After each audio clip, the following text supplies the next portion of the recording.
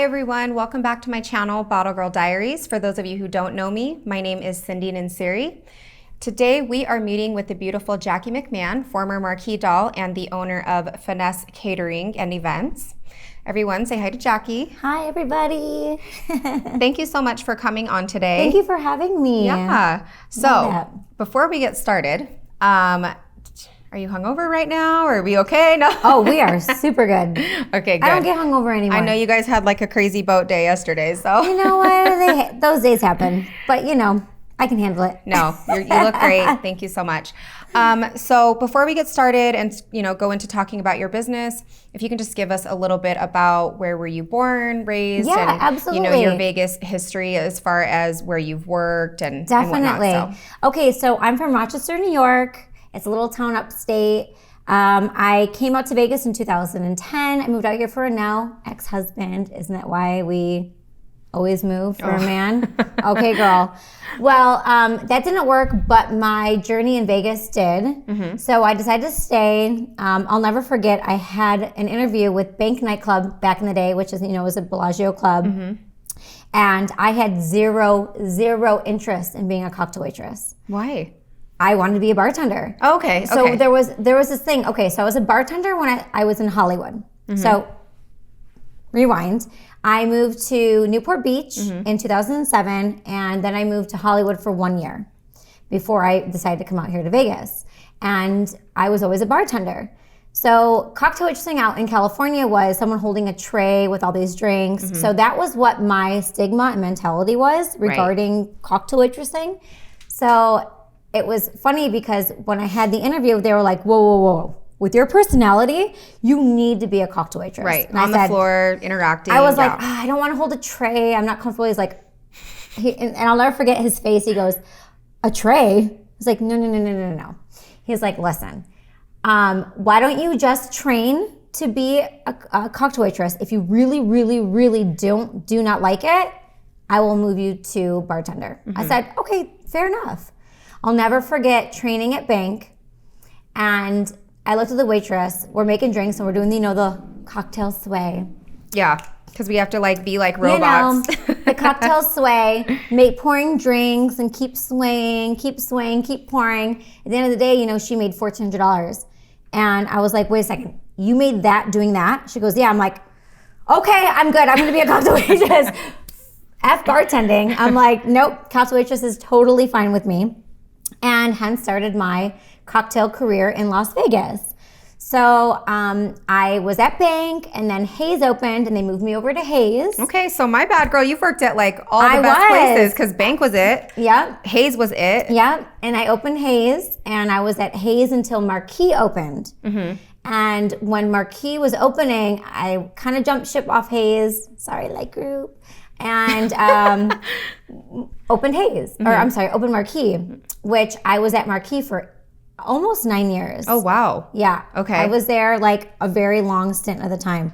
But in that time, I was very smart with what I was doing in the industry. I didn't fall into the industry and become kind of, I guess, blind to the glitz and glam of it. Mm-hmm. The money coming in is obviously very easy, but there's a shelf life. Right. There is an absolute shelf life to this industry. Absolutely. And you have to be not naive to that.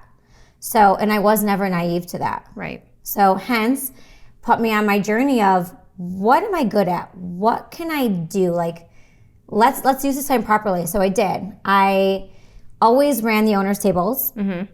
When I was at Hayes as well. Right. And then, of course, at Marquee, I ran the owner's tables. I always had the best clients. Mm-hmm. I always had the most requests. Hard life to have the owner's tables and the best request. But I mean, and knock on anyone else, but it was just because I generally went into work and I generally enjoyed myself because I knew these days wouldn't last. I enjoyed it. And I was always doing something else too. I was always working a second job. So the nightlife was kind of a release. Yeah. I would go to work, I would drink champagne, I would get a little bit of buzz. And, and it was fun for me. Right. So, but I always use it as a stepping platform. I never use it as I'm going to go to work, get wasted, and make all this cash and go buy handbags and Louboutin shoes. Like, absolutely not. That was never my MO. That was never my mentality. I was kind to everybody, not because I tried to be, because I generally wanted to be. Right. And I made great connections, you know, and I went to culinary school, paid cash for it. Okay. And which culinary school did you go to? I went to the Art Institute here in Las Vegas. Okay. Yeah, that one's very popular. I feel like people move here from all over. They do. To go there. And it's a great melting pot of everything too. Mm-hmm. And I absolutely learned so much in culinary school. I actually met my business partner, Genevieve, in culinary school. Okay.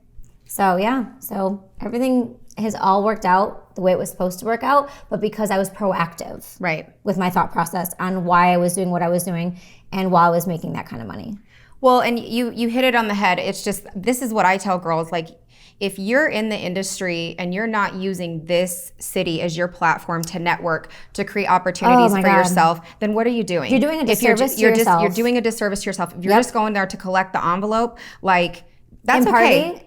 That's fine. If there's some girls who want to do that, then to each their own.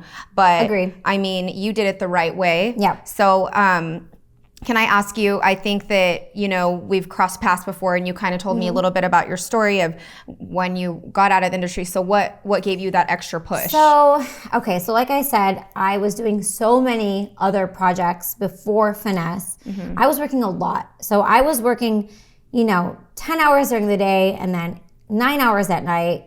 I was barely sleeping. I have 2 dogs. I felt like they were, poor cage animals. Like I had like little amount of time for them. I got to a point where I was like running myself ragged, running myself short. I was like, okay, there's got to be a better way to be able to do both and like have both business coexist. But guess what? At the end of the day, it doesn't. Right. It just doesn't, because I wasn't putting my heart and soul into Finesse because I still had the nightlife industry. Mm-hmm. And now the nightlife industry at that time was my bread and butter, hence why it was somewhat the priority above Finesse. Right. It wasn't until, this is so crazy to say, but I ended up getting fired from Marquee for parking. And I'll never the Cosmo thing. The Cosmo thing. Oh my gosh. So there was this there was this big thing that happened at Cosmopolitan. Cosmo never liked Marquee in the first place. Why? I don't know. There's always been this like butt of heads. Divide. Yeah. A huge divide between the two, which kind of makes no sense because they have ownership in it. Mm-hmm. But I don't know, they always had a thing against us. And I was parking on property. I didn't want to park far away and take the shuttle bus in. That was actually like 25 minutes tacked on. Like, who's got time for that? Especially when I was already working all day long, right? That 20 minutes was very valuable to me. But whatever. Fate intervened, and I got to be honest with you, I'll never forget walking in there, getting the phone call that they had to have a meeting with me. My heart was racing. I was kind of upset. And then this weird sense of peace like fell over me. Like I knew it was happening. I knew I was about to lose my job. And I was like, oh my God, thank you. And I actually said that once they were like, I'm so sorry. Right. They were all broken up about it. Like no one wanted to let me go. Even the owner was like, I tried to like pay your back parking for parking on property. Like I hated this happened to you. And I was like, honestly, I'm really happy that it happened. Yeah. And so when I signed my paperwork, I looked at them and I said, thank you. Because I don't know if I would have done this on my own. You absolutely would have. Because I'm a hustler. Yeah. I like to work. So I was fine working all these crazy hours. Yeah. And I hugged them all goodbye. And I walked out of there and I had this like, whoosh, like moment that like came over me that I can't even describe to you guys. Right. It was powerful, to say the least. Yeah, no, that's good. And I was like, okay, Finesse 120%, let's go. Mm-hmm. And guess what? The second that happened, my mentality changed, and Finesse was everything and anything I was doing, we blew up. Right. We started having events every single weekend. I mean, it was incredible. And look where I am today. I know. I'm seriously so proud of you. Thank you. And I remember talking to you at XS when this kind of first went down, but I didn't want to like pry too much. Yeah. But yeah, that thing at the Cosmo was crazy when the employees got fired, and I completely forgot about that. Yeah. And it's just I was one of them. Yeah. And another thing blessing though. Right. Blessing in disguise, because you kind of lit that fire under your ass to help you hit the ground running. Yeah. So question, during COVID, was your business thriving or struggling, or where were you at with that?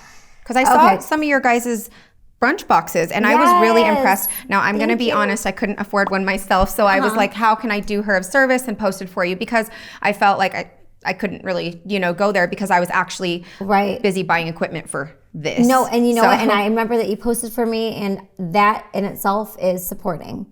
So yes, so obviously we couldn't cater events. No one could hang out. No one Right. could leave their homes. So we were like, we worked so hard for this business. I was like, I will be damned if this takes us under, because it would have. Mm-hmm. Our overhead is crazy. Like, what goes into owning a business. Right. All the overhead, the rent, the fees, this, that, the other thing. We immediately, quickly transitioned. We were like, what can we do? We created these beautiful boxes. Right. We had them be catchy names: breakfast in bed, date night, movie night.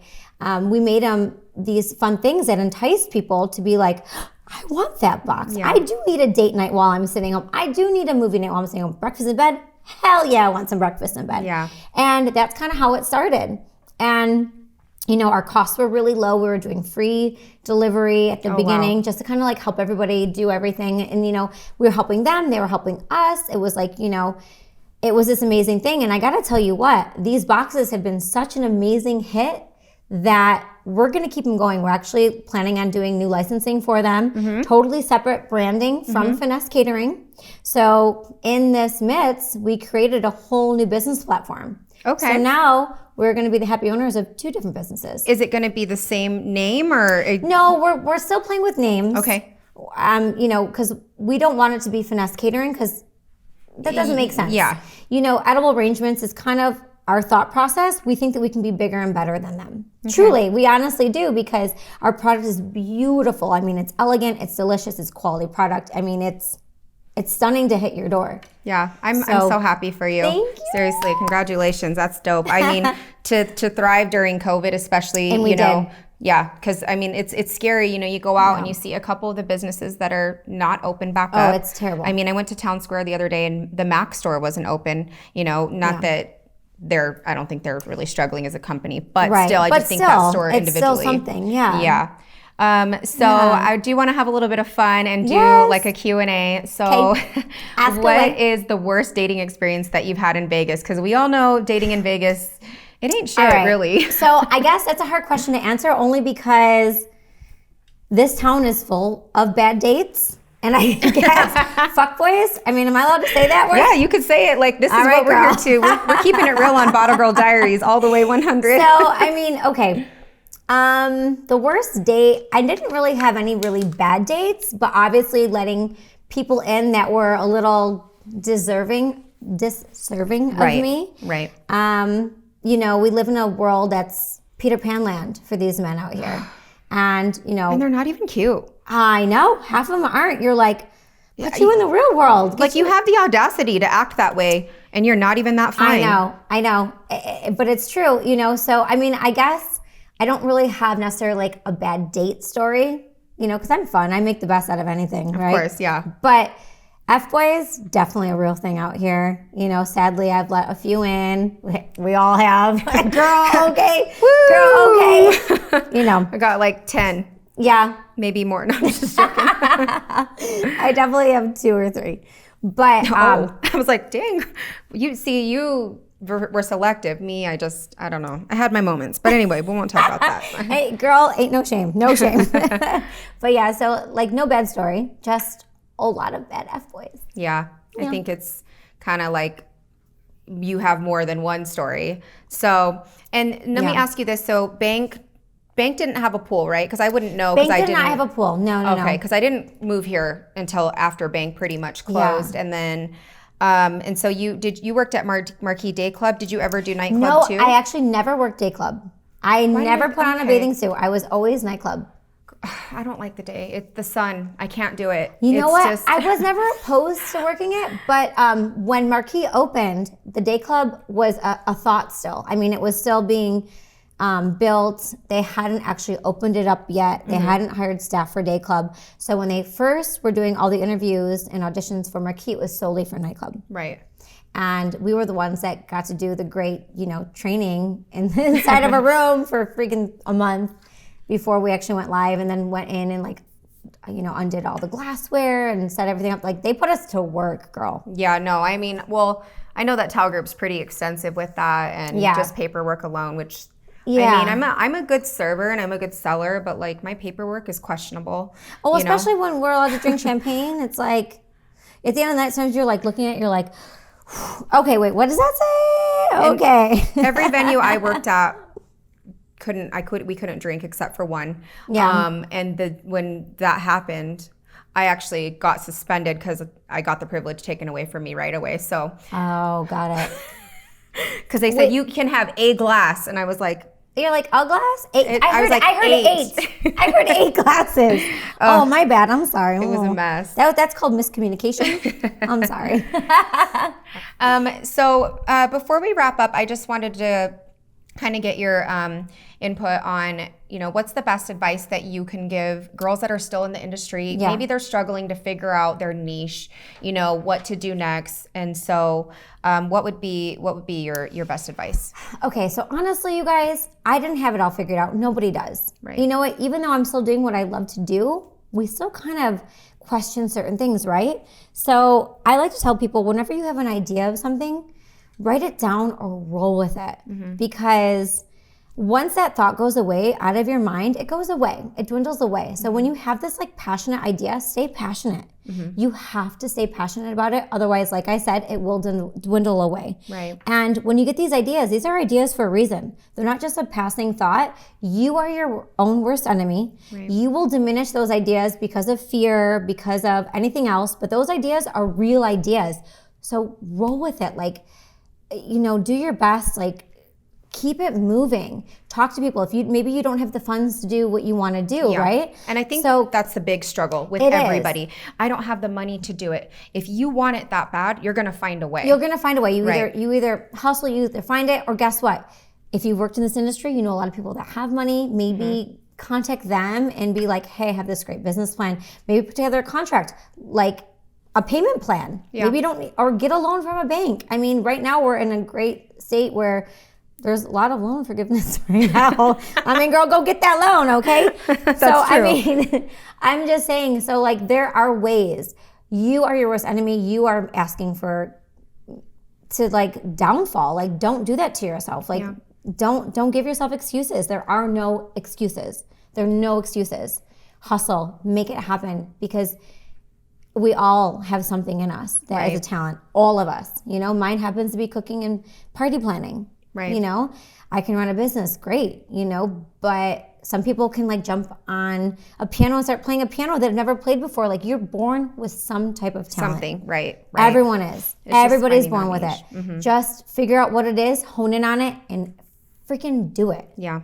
No, that's great. I mean, that's all we can really do. And just hopefully, like I said, people get inspired by this channel, by us, sharing our journeys and whatnot. I hope they do, because everyone has a journey. Everyone has a story.